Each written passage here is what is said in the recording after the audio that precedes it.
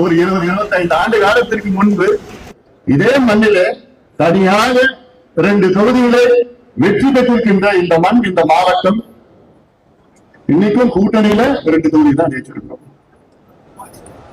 அப்ப எனக்கு ஒரு சந்தேகம், இது வளர்ச்சியா? நம்ம வளர்ந்திருக்கிறோமா? உண்மையான வளர்ச்சியா? இவ்வளவு ஆண்டு காலத்துக்கு பிறகு இன்னைக்கு 2 எம்எல்ஏ, அன்னைக்கு தனியாக 2 எம்எல்ஏ. அப்போ நமக்கு பலம் இருக்கு, எல்லாம் நம்மிடம் இருக்கு, சக்தி இருக்கு, இளைஞர் சக்தி எல்லாமே இருக்கு, வழிகாட்டுறதுக்கு ஐயா இருக்கிறார், கொள்கை இருக்குது, செயல் திட்டம் இருக்கு, தொலைநோக்கு பார்வை இருக்குது, எல்லாம் இருக்கு.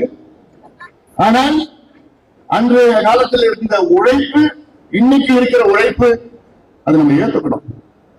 குறைச்சுதான். ஏத்துக்கிறீங்களா? ஏத்துக்க மாட்டீங்களா? ஏத்துதான். அன்னைக்கு எந்த எதிர்பார்ப்பும் கிடையாது. ஐயா சொல்லிட்டாரு, நான் போய் குதிக்கணும், குச்சிட்ட களத்துல இறங்கணும். இன்னைக்கு போன் வச்சுட்டான், கிராமத்துக்கு போறது கிடையாது. ஒன்றிய செயலாளர் போறது, மாவட்ட செயலாளர். இது நான் பொதுவா இங்க மட்டும் சொல்லல, ஏன்னா நம்மளுடைய இலக்கு வச்சிருக்கிறோம். இன்னைக்கு தமிழ்நாட்டுல யாரு போய் கேளுங்க, பொதுவானவங்க கேளுங்க, பாட்டாளி மக்கள் கட்சியா? அதுதான் சிறந்த கட்சி. நல்ல கொள்கை வச்சிருக்கிறாங்க, நல்ல கோட்பாடு, தொலைநோக்கு பார்வை, தொலைநோக்கு சிந்தனை, தினம் ஐயாவுடைய அறிக்கை, தினம் போராட்டங்கள், இதுதான் சிறந்த கட்சி என்று யாரு கேட்டாலும் சொல்லுவாங்க. ஆனால் அந்த களத்துல இந்த செய்திகளை நீங்க போய் சேர்க்கிறீங்களா? இல்ல. சேர்த்தா போதும்.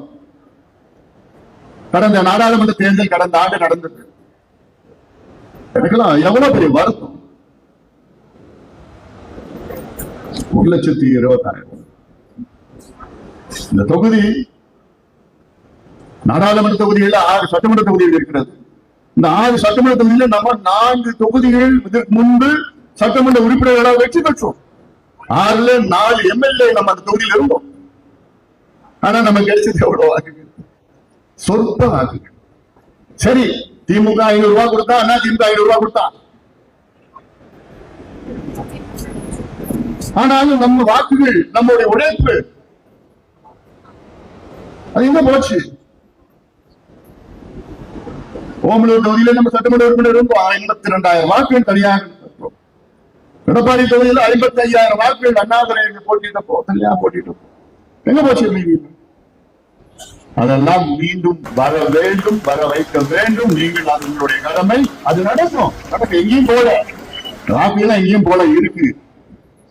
இன்னும் 10 மாதம் தேர்தலுக்கு, சட்டமன்ற தேர்தலுக்கு இருக்கு. இந்த 10 மாதத்துல நீங்க களத்துல இறங்குங்க, செயல் திட்டம் இருக்கு, களத்துல இறங்குங்க. ஏன்னா நம்ம போன்று, உங்களை போன்று யாராலும் உழைக்க முடியாது. ஆனா இப்ப ஏதோ ஒரு கோயில் அப்படி இப்படின்னு ஒன்று மைண்ட் கொஞ்சம் எல்லாம் கிளியர் ஆயிட்டு நினைக்கிறேன். களத்துல இறங்கு. ஏன்னா நம்ம கட்சிக்கு ஒரு மிகப்பெரிய சொத்து யாருன்னா என் தம்பிகளும் என் தங்கைகளும் தான் மிகப்பெரிய சொத்து. எந்த கட்சிக்கும் இந்த சொத்து கிடையாது, எந்த கட்சிக்கும் கிடையாது. என் தம்பிகளோ என் தங்கைகளோ எந்த எதிர்பார்ப்பும் இல்லை. அவங்களுக்கு சொல்லிட்டாருமா, ஐயா சொல்லிட்டாருமா, எந்த இது வேணாம் அது வேணாம், அவனுக்கு உள்ள மனசுக்குள்ள அப்படியே அது வெறி. இன்னும் 10 மாதத்துல நான் பார்க்கணும். சேலம் மாவட்டம் தமிழ்நாட்டின் முதன்மை மாவட்டம். இந்த தேர்தலில் நம்ம எல்லா இடத்துலயும் நம்ம வெற்றி பெற முடியும். ஒரு சில பேர் கூட்டணி கூட்டணி கூட்டணி, அந்த அளவுக்கு இந்த தொகுதியில், இந்த மாவட்டம் தனியாக வெற்றி பெற்ற தொகுதி கூட்டணி இருக்கு இல்ல, அதை பற்றி நீங்க நினைக்க வேண்டாம். தனியா போட்டிட்டோம்னா சேலம் இந்த மாவட்டத்தில் 11 தொகுதியில 8 தொகுதிகள் நாம் வெற்றி பெறணும். தனியா போட்டியிட்டா வெற்றி பெறுகின்ற வரை அந்த அளவுக்கு. ஏன்னா இந்த தொகுதி, இந்த மாவட்டம் நமக்கு 10 தொகுதிகள் கொடுத்திருக்கு. பாட்டாளி கட்சியில அதிக எம்எல்ஏக்கள் கொடுத்த மாவட்டம் எந்த மாவட்டம்? சேலம் மாவட்டம். இந்த மாவட்டம் நம்ம மாவட்டம் தான். இதே போன்று நம்ம இந்த மாவட்டத்துக்கு எவ்வளவு மக்கள் ஐயா செஞ்சிருக்கிறார். மேட்டூர் உபரிநீர் திட்டம் முதல் சொன்னது ஐயா தான். தண்ணி வீணா போதியா, கடல்ல போதியா, அந்த தண்ணி வீணா போற தண்ணி இந்த மாவட்டத்துக்கு திருப்பி விடுங்க. முதல் ஐயா சொன்னதான். 50,000 விவசாயிகளை வைத்து இங்க சேலத்துல எவ்வளவு பெரிய ஒரு போராட்டத்தை ஐயா நடத்தினார். 50,000 விவசாயிகள். அன்றைய முதலமைச்சர் கலைஞர் அதை பார்த்துட்டு இவ்வளவு பேர் வந்துட்டாங்களா, சரி ஒரு அறிவிப்பு வச்சு சும்மா காசா பணமா? அறிவிப்பு 3000 கோடியில இந்த மேட்டூர் உபரி திட்டம் சேலத்தில் நிறைவேற்றப்படும். இதுவரைக்கும் கலைஞர் அப்போ கலைஞர் 3 முறை அறிவிச்சார். ஜெயலலிதா 2 முறை அறிவிச்சாங்க. திட்டம் எடப்பாடி அவர்கள் ஆட்சி காலத்துல 500 கோடி ரூபாயில அங்க ஒரு ஏதோ கொஞ்சம் கிராமத்துக்கு தண்ணி எடுத்துட்டு போயிருக்கிறாங்க. நம்ம நோக்கம் என்ன? தலைவாசல் வரைக்கும் 11 தொகுதியில போகணும். சரபங்கா நதியில இணைக்கிறது, திருமணி முத்தாறுல இணைக்கிறது, வசிஷ்ட நதியில இணைக்கிறது, இதெல்லாம் இணைச்சு எல்லாம் ஏரி குளங்களை நிரப்பணும். எல்லாத்தோட பனமரத்துப்பட்டி ஏரி ஒரு டிஎம்சி தண்ணி கொள்ளளவுப்பட்ட ஏரி. சேலம் மாவட்டம் சேலம் மாநகரத்துல மக்களுக்கு ஓராண்டு தேவை எவ்வளவுன்னா 1 டிஎம்சி தண்ணி. அந்த 1 டிஎம்சி தண்ணி கொள்ளளவு கொண்ட பனமரத்துப்பட்டி ஏரி நீங்க போய் பாருங்க. நானும் போய் பார்த்தேன்.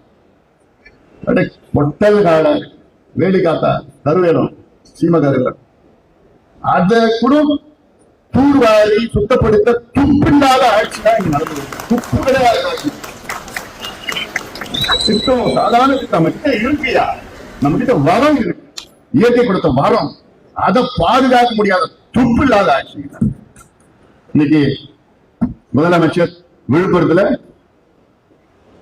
தியாகிகள் மணிமண்டபம் திறக்கிறார். திறக்கட்டும். எந்த தியாகிகள்? ஐயா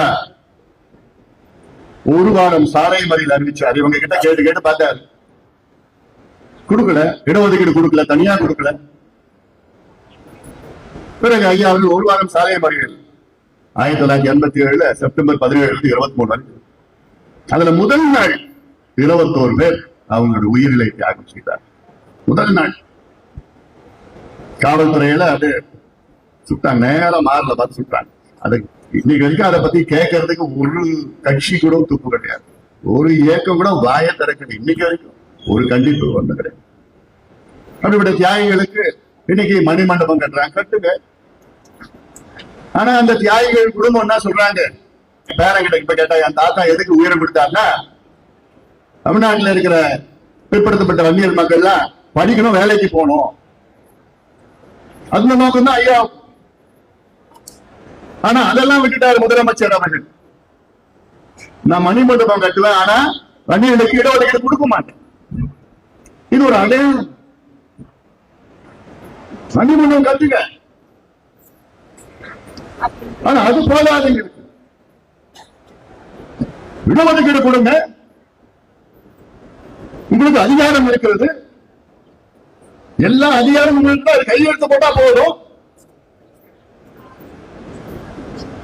இங்க கொடுக்க முடியாத ஒரு முதலமைச்சர். ஆனா நான் சொல்றேன், தமிழ்நாடு வரலாற்றில் வன்னியர்களுக்கு துரோகம் செய்த, இன்னும் சொல்ல போனா வன்னியர்களுக்கு அதிக துரோகம் செய்த முதலமைச்சர் யார் என்று சொன்னால் வரலாற்றிலே அது மு.க. ஸ்டாலின் அவர்கள் தான் சொல்வார்கள். இது நான் சொன்னது சாதாரண வார்த்தை கிடையாது. ஏன்னா எம்ஜிஆர் கூட ஐயாவுக்கு நேரம் கொடுக்கல, ஆனா அது அவருக்கு தெரியாது. அதன் பிறகு எப்படியோ ஐயாவை சந்தித்த நேரத்துல எம்ஜிஆர் அவர்கள் ஐயா கிட்ட, ஐயா வந்து எம்ஜிஆர் அவர்கிட்ட பார்த்து பேசி, இந்த சமுதாயம் பின்தங்கி இருக்கு, இவ்வளவு வரலாறு எல்லாம் ஐயா பேசின பிறகு, ஐயோ எனக்கு தெரியாம போச்சுங்க டாக்டர், இப்படி இருக்கிறா, இவ்வளவு மோசமா இருக்கா, யாருமே சொல்லல என்கிட்ட. அங்க 2 அமைச்சர்கள் பக்கத்துல நின்றுட்டு இருந்தாங்க. அவங்களை பிடிச்சி திட்டுன்னு திட்டி விட்டார். பேரை சொல்ல விரும்பல நான். அந்த 2 அமைச்சர்கள் திட்டு, என்ன நினைச்சிட்டு இருக்கீங்க, இவ்வளவு சொல்லிட்டு இருக்காரு, இவ்வளவு காலமா எனக்கு ஏன் தெரியாம போச்சு. பிறகு ஐயா கிட்ட எம்ஜிஆர் சொன்னார், கடைசி காலத்துல சொன்னாரு, நிச்சயமா நான் செய்யறேன் அப்படி சொல்லிட்டு, அதன் பிறகு 15 விழுக்காடு இடஒதுக்கீடு தயார் பண்ணி வச்சாங்க மசோதா. அதன் பிறகு பார்த்தா அடுத்த மாதம் எம்ஜிஆர் அமெரிக்காவுக்கு போனார். அவருக்கு உடம்பு சரியில்லை, அப்புறம் இறந்துட்டார்.